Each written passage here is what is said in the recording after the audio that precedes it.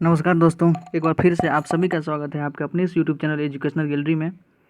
इस वीडियो में हम बीएससी पार्ट 2 जिनका भी बोटनी सब्सिडरी है उनके लिए कुछ प्रैक्टिस क्वेश्चन लाए हुए हैं। प्रीवियस ईयर क्वेश्चन तो हम अपलोड कर दिए हैं, आप वहां से देख लीजिए सिलेबस क्या है। सिलेबस भी हम अपलोड कर दिए हैं और उसी सिलेबस को देखते हुए कुछ क्वेश्चन धीरे धीरे हम एक सीरीज़ ला रहे हैं बच्चों।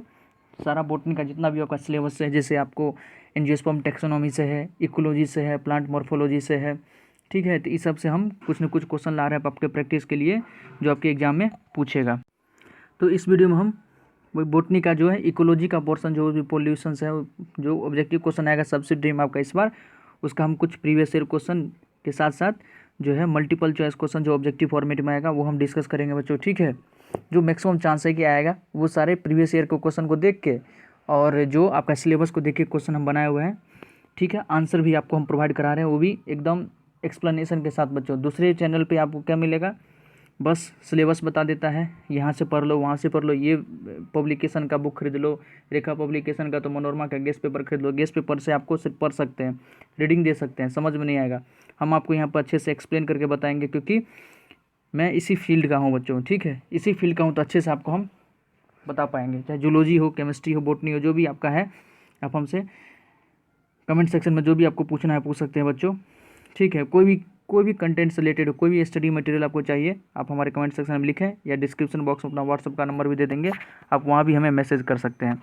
तो आइए बिना टाइम लैप्स के हुए हम शुरू करते हैं। ये आपका लगभग इकोलॉजी का जो पोर्शन है उसमें पोल्यूशन है, उससे क्वेश्चन लगभग रहता है बहुत ज़्यादा, तो वो है इंपॉर्टेंट पोर्शन है, फ्यूचर में भी आपको काम देगा बच्चों, ठीक है। आइए शुरू करते हैं। फर्स्ट क्वेश्चन है, the term biomagnification refers to. देखिए, बायो मैग्निफिकेशन का मतलब आपको पता होना चाहिए, यदि आप कभी पढ़े होंगे, नहीं है तो हम बता देते हैं। बायो मैग्निफिकेशन होता है, मैग्निफिकेशन तो जानते हैं, मैग्नीफाई करना मतलब बड़ा कर देना। तो जो पोल्यूशन हमारे इन्वायरमेंट में फैल चुका है वो दिन प्रतिदिन उसका कंसंट्रेशन बढ़ते जाता है। ये हुआ आसान भाषा में, इसी को बायो मैग्निफिकेशन कहते हैं, ठीक है। तो देखिए फर्स्ट ऑप्शन जो है, increase in concentration of non degradable जो डिकम्पोज ने हो, नॉन डिग्रेडेबल जैसे प्लास्टिक हो गया बच्चों, नॉन डिग्रेडेबल, डीडीटी, ये सब क्या है, नॉन डिग्रेडेबल है। जैसे डीडीटी हम बोले, डीडीटी का फुल फॉर्म आपको आना चाहिए, हो सकता है पूछ दे। डीडीटी का फुल फॉर्म होता है डाइक्लोरोडाइफिनाइल ट्राइक्लोरोइथेन। कहीं नहीं मिलेगा आपको बच्चों इतना आसान भाषा में, तो हम ही आपको समझा रहे। प्लीज़ चैनल को सब्सक्राइब कर ले, लाइक कर ले, और हमारे चैनल पे जितना वीडियो आए उसको आप देखते रहें, आपको नॉलेज से भरपूर मिलेगा बच्चों, ठीक है। तो आइए शुरू करते हैं। बायो मैग्निफिकेशन का मतलब समझ गए, इंक्रीज मतलब बढ़ना, किसका, कंसंट्रेशन, जो नॉन डिग्रेडेबल पोल्यूटेंट है उसका अगर कंसंट्रेशन बढ़ रहा है फूड चेन में, उसी को क्या कहते हैं, बायो मैग्निफिकेशन। सेकेंड देखते हैं, as compare to tap water body of water polluted with sewage waste would be. करा टैप वाटर के कंपेयर में जो वाटर पोल्यूटेड है, सीवेज मतलब नाला का पानी, उसका बीओडी क्या होगा, तो ऑब्वियसली ज़्यादा होगा। बीओडी का मतलब होता है बायोकेमिकल ऑक्सीजन डिमांड, ठीक है। जो भी माइक्रो ऑर्गेनिज्म पानी के अंदर होता है और उसमें मान लीजिए कोई भी वेस्ट प्रोडक्ट है, तो उसको डिकम्पोज करने के लिए उसको जितना भी उसको ऑक्सीजन चाहिए, उसी को कहते हैं बीओडी, बायोलॉजिकल ऑक्सीजन डिमांड, ठीक है। तो ऑब्वियसली बात है, जितना पानी पोल्यूटेड होगा उसका बीओडी उतना ज़्यादा होगा, तो ऑप्शन ए सही है आपका, हाई।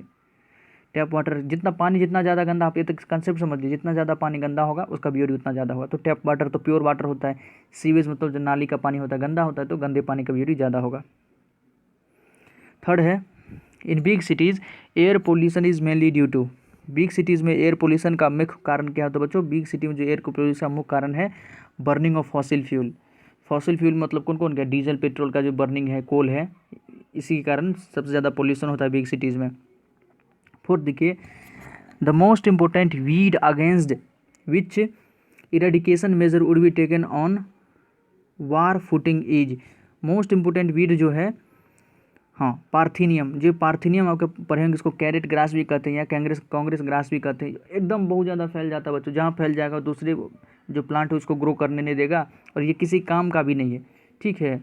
जो हमको इकोलॉजी में या हमारे इन्वायरमेंट को कोई अच्छा बेनिफिट कराए, पार्थिनियम ऐसा कुछ नहीं है। ये एक प्रकार का वीड है, वीड मतलब खरपतवार, ऐसे ही कहीं उग जाता है, ठीक है। रोड साइड में देखेंगे, कहीं भी मान लीजिए खुला स्थान है, वहाँ ये पार्थिनियम उग जाता है। तो वीड का अगर एग्जाम्पल पूछ ले, जो दूसरे को भी इरेडिकेट कर देता है, हटा देता है, तो वो पार्थिनियम है। नेक्स्ट देखिए 5 number, the most important weed against which eradication measure would be taken on war footing is. Against which eradication measure. हाँ, क्वेश्चन तो सेम है लेकिन बच्चों यहाँ ऑप्शन कुछ बदला हुआ है, ठीक है। तो यही पार्ट ये क्या नॉन बायोडिग्रेडेबल हो जाएगा, क्या हो जाएगा नॉन बायोडिग्रेडेबल। नेक्स्ट देखिए बच्चों, major cause of air pollution in big cities. बड़े शहर में एयर पोल्यूशन, वहाँ सिर्फ पोल्यूशन था, यहाँ एयर पोल्यूशन का, बड़े शहर में एयर पोल्यूशन का मुख्य कारण क्या है, तो देखिए इसका ऑप्शन जो है ऑटोमोबाइल है। जो ऑटोमोबाइल है, बिग सिटीज़ में ऑटोमोबाइल की संख्या तो कम नहीं है, अनगिनत ऑटोमोबाइल की संख्या वहाँ पर, तो इससे जो मतलब गैस निकलता है अनबर्न्ड गैस, कभी अनबर्न्ड हाइड्रोकार्बन जैसे कार्बन मोनोऑक्साइड हो गया, नाइट्रस ऑक्साइड हो गया, सल्फर डाइऑक्साइड हो गया, क्योंकि उसके अंदर यदि मान लीजिए कैटेलिटिक कन्वर्टर, आप पता होगा पढ़े होंगे, कैटेलिटिक कन्वर्टर फीड किया जाता है जिसमें मेटल का यूज किया जाता है, प्लेटिनम प्लेटिनम रोडियम, ये एक्सपेंसिव मेटल है। प्लेटिनम प्लेटिनम पेडियम सॉरी रोडियम जो होता है वो उसमें फीड किया जाता है, लेकिन किसी कारणवश ये जो खराब हो गया तो जो हाइड्रोकार्बन होता है सही से जल नहीं पाता है, तो ऐसे ही वो इन्वायरमेंट में निकल जाता है गैसेस के रूप में, जो कि एयर पोल्यूशन का सबसे बड़ा कारण है। तो आंसर के साथ हम थोड़ा बहुत कंटेंट भी बताते हैं जो आपके नॉलेज को बूस्ट करेगा बच्चों, प्लीज़ इसलिए हमारे चैनल को सब्सक्राइब करें और देखते रहे हमारे चैनल, कुछ ना कुछ आपको डेली इसमें नया मिलेगा। यहाँ सिर्फ हम क्वेश्चन ही नहीं बताते हैं, साथ साथ आंसर बताते हैं, ये नहीं कहते कि आप वो गेस्ट पेपर पढ़ ले, वो गेस्ट पेपर पढ़ लें। गेस्ट पेपर पढ़ने से आप तो पढ़ तो लेंगे, बस जैसे मान लीजिए रीडिंग करते उस प्रकार से हो जाएगा, नॉलेज आपका नहीं बूस्ट होगा, लेकिन आपको यहाँ ज़रूर मिलेगा नॉलेज जो आपके एग्जाम के लिए और फ्यूचर के लिए भी बेनिफिटेड रहेगा। सेवन्थ देखिए, which one of the following chemicals is used for causing defoliation of earth surface. Earth surface would be, earth surface के डिफोलिएशन के सबसे बड़ा कारण क्या है, तो बच्चों यही 2,4-डाइक्लोरोफिनॉक्सी एसिटिक एसिड, ये बहुत ही मतलब टॉक्सिक केमिकल है बच्चों, जो कि defoliation of earth surface, earth surface को मतलब एक प्रकार से समझिए उसको क्या कर जहर के रूप में बना रहा है, तो two four dichlorophenoxy acetic acid. 8th number देखिए, if there was no CO2 in the earth atmosphere the temperature of earth surface would be. अगर, अच्छा क्वेश्चन है कि पृथ्वी पर CO2 ना हो, पृथ्वी पर CO2 ना हो, पृथ्वी के एटमॉस्फेयर पर CO2 ना हो तो टेम्परेचर अर्थ का क्या होगा, तो जो प्रेजेंट में टेम्परेचर है उससे कम होगा, लेस देन द प्रेजेंट। आपको पता है कि जिस दिन बादल लगा हुआ रहता है आसमान में उस दिन टेम्परेचर हमारे अर्थ का बढ़ जाता है, क्यों, क्योंकि CO2 हमारे अंदर ट्रैप हो जाता है, एटमॉस्फेयर के अंदर ट्रैप हो जाता है। CO2 का एक हीटिंग इफेक्ट है बच्चों, ठीक है। आप मुंह से भाप छोड़ के अपने हाथ, मुंह के सामने हाथ लाएं और भाप छोड़ें, अपने मुंह का भाप छोड़े, आपको गर्म लगेगा, क्यों, क्योंकि CO2 रिलीज हो रहा है और CO2 का हीटिंग इफेक्ट है, उसके साथ मतलब हीट जुड़ा ही होता है बच्चों, ठीक है। इसलिए अगर CO2 हमारे अर्थ को एक प्रकार से गर्म रखने में बहुत मदद करता है एक लेवल तक, अगर ज़्यादा लेवल हो जाएगा तो बहुत ज़्यादा गर्म करेगा पृथ्वी को, जो कि ग्रीन हाउस गैस में काम कर ग्लोबल वार्मिंग कॉज कर सकता है बच्चों, ठीक है। लेकिन पूरी तरह नहीं हटना चाहिए, लेवल में रहना चाहिए। अगर पूरी तरह हटा दे CO2 को अर्थ के एटमॉस्फेयर से तो जो हमारा अभी टेम्परेचर है बहुत कम हो जाएगा, सर्वाइव करना मुश्किल हो जाएगा बच्चों। 9th नंबर देखें, फोटोकेमिकल स्मॉग ऑलवेज कंटेन। जो फोटोकेमिकल स्मॉग होता है उसमें क्या हो, कौन सा केमिकल हमेशा रहता है, तो पैन पैन होता है और ओजोन होता है। परऑक्सी एसिटाइल नाइट्रेट पैन का फुल फॉर्म है, और O3 मतलब ओजोन, ये फोटोकेमिकल स्मॉग के अंदर रहता ही है। बहुत ही इंपॉर्टेंट क्वेश्चन है बच्चों, फोटोकेमिकल स्मॉग पूछता है, ग्रीन हाउस गैस के अंदर कौन सा गैस है, ये सब पूछता है, आगे आगे हम डिस्कस करेंगे। देखिए नेक्स्ट क्वेश्चन है, green house effect is due to the presence of. Green house effect जो होता है किस गैस के प्रेजेंस के कारण होता है, सेम क्वेश्चन आगे देखिए, तो यही है। ये चारों गैस को याद रखिए बच्चों, इसका कंसंट्रेशन भी हम आपको बताते हैं अभी क्यों, कौन कितना परसेंट है। तो इसके अंदर है NO2 है, CO2 है, SO2 और CFC है, ठीक है। NO2 CO2 और SO2 और CFC है, ये ग्रीन हाउस गैस के अंदर होता है। 11th देखिए, acid rain are cause due to. Acid rain किसके कारण होता है, तो ऑक्साइड ऑफ नाइट्रस ऑक्साइड और सल्फर ऑक्साइड। नाइट्रस ऑक्साइड और सल्फर ऑक्साइड के कारण जो अगर पानी के साथ ये घुल गया तो ये नाइट्रिक एसिड बना देता है और सल्फ्यूरिक एसिड बनाता है, इसी को हम एसिड रेन कहते हैं बच्चों, ठीक है। नेक्स्ट देखते हैं, देखिए ये आपका ग्रीन हाउस गैस है जिसमें CO2 है 60%, CH4, वहाँ SO2 दे दिया था, अगर ऑप्शन में ऐसा नहीं था, अगर ऑप्शन में CH4 रहता तो बच्चों CH4 वाला ऑप्शन टिक मारते। सबसे ज़्यादा CO2 है, फिर CH4 है 20%, फिर CFC है क्लोरोफ्लोरोकार्बन 14% और N2O है 6% बच्चों, ठीक है। ध्यान रखेंगे चारों गैस, ये बहुत ही इंपॉर्टेंट है, CO2 CH4 CFC N2O, ये किसके अंदर है, ये आपके ग्रीन हाउस गैसेज के अंदर है बच्चों। नेक्स्ट देखते हैं,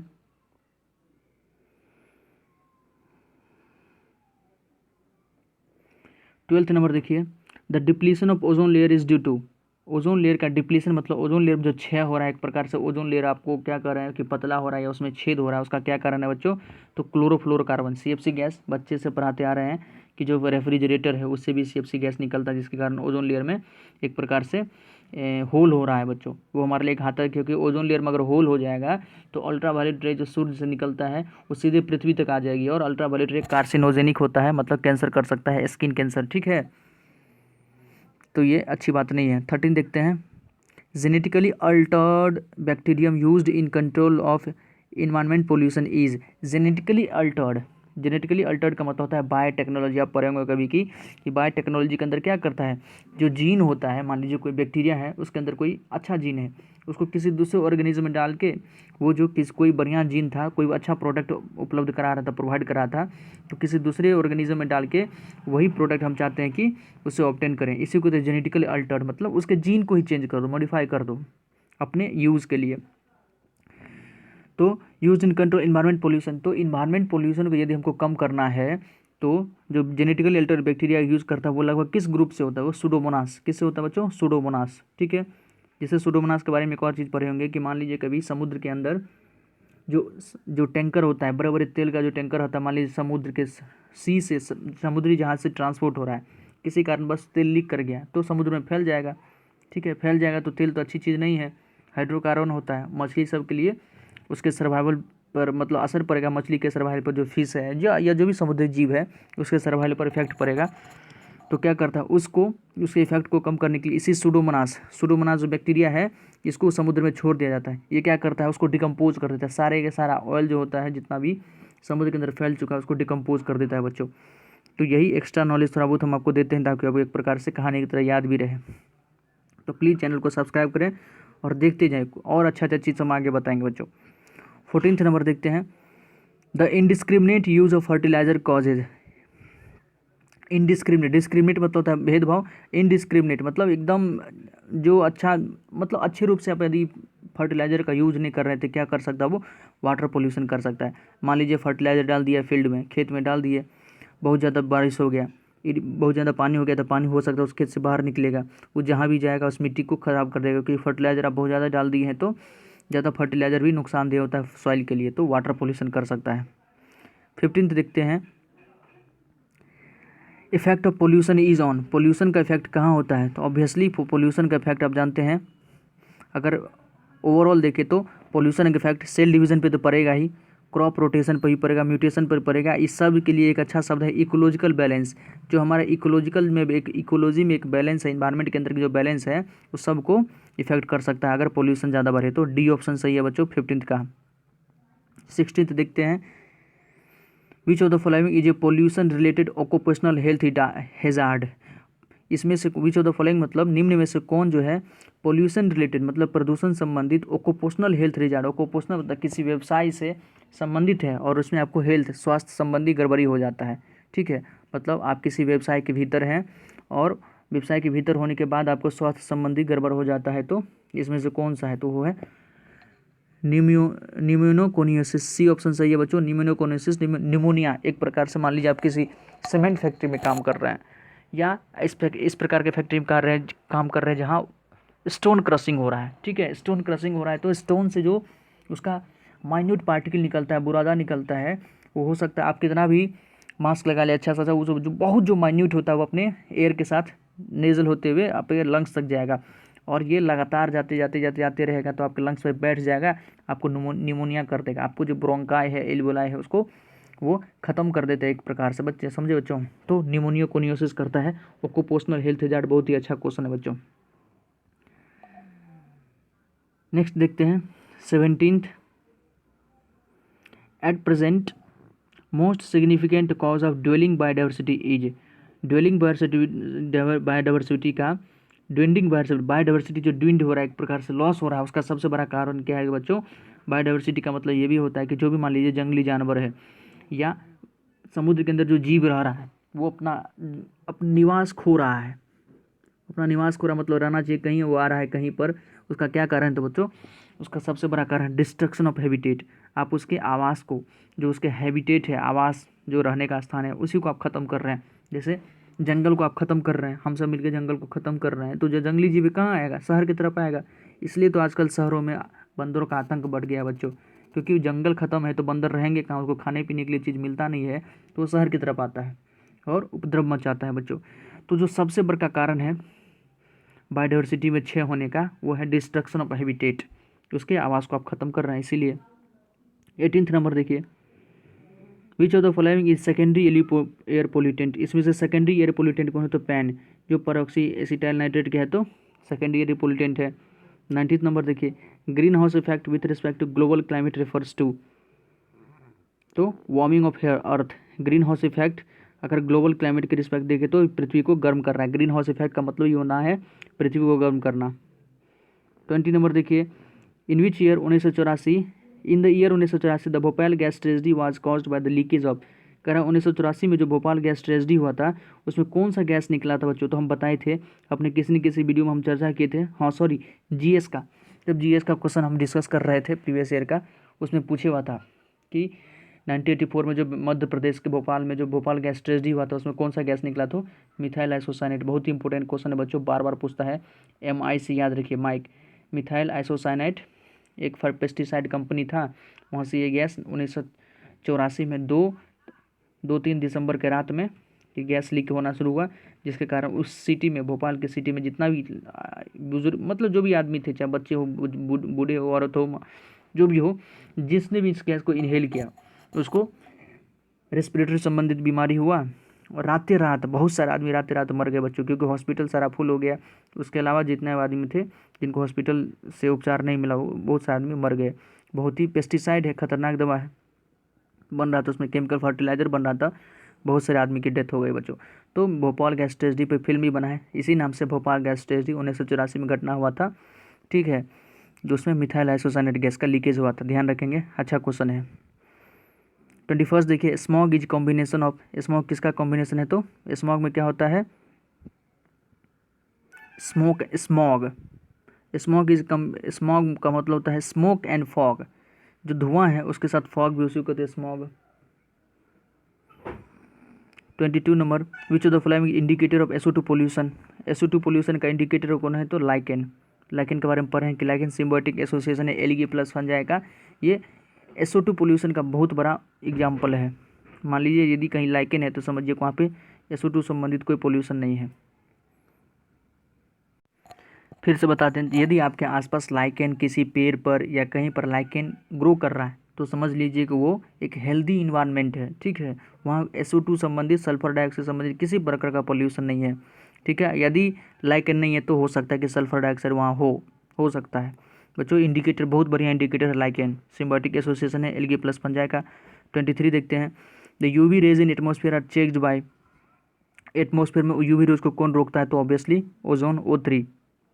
24 देखिए, green house effect is related to, green house effect किससे रिलेटेड है, तो global warming, green house effect global warming से रिलेटेड है। 25 देखिए, peeling of ozone hole is due to, ozone hole के अंदर जो छेद हो रहा है, पीलिंग मतलब छेद हो रहा है, किसके कारण, तो CFC, क्लोरोफ्लोरोकार्बन। बच्चे से क्लास 6 से ही पढ़ा जाता है कि रेफ्रिजरेटर के अंदर से CFC गैस निकलता है, रिमोट के भीतर से CFC गैस निकलता है, जो कि ओजोन में डिप्लीशन कर रहा है। 26 देखते हैं, the lake in which fishes will die in bulk is, जिस लेक में फिशेज एकदम ग्रुप में मर रहा है उसको क्या कहेंगे, eutrophic lake, eutrophication, eutrophic lake उसी से है। 27, the effect of SO2 in its transformation product on plant is chlorosis, SO2 का जो प्लांट पे जो सबसे बड़ा इफेक्ट होता है वो क्लोरोसिस, क्लोरोसिस मतलब लीफ का येलो हो जाना।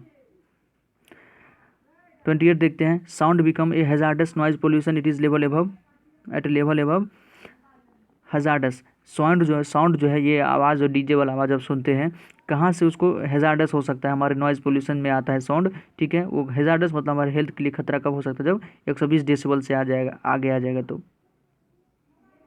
29 देखते हैं, pollution of water is caused by, water में पोल्यूशन कौन कौन कर सकता है, तो इंडस्ट्रियल एफ्लुएंट करता ही है, सीवेज करता ही है, फार्म रन ऑफ मतलब वही खेत से जो मान लीजिए उसका को अगर उसमें फर्टिलाइजर डाले हुए हैं और बहुत ज़्यादा इरीगेशन कर दिए तो वो भी कर सकता है, तो ऑल ऑफ दीज अबव सभी कर सकता है वाटर पोल्यूशन।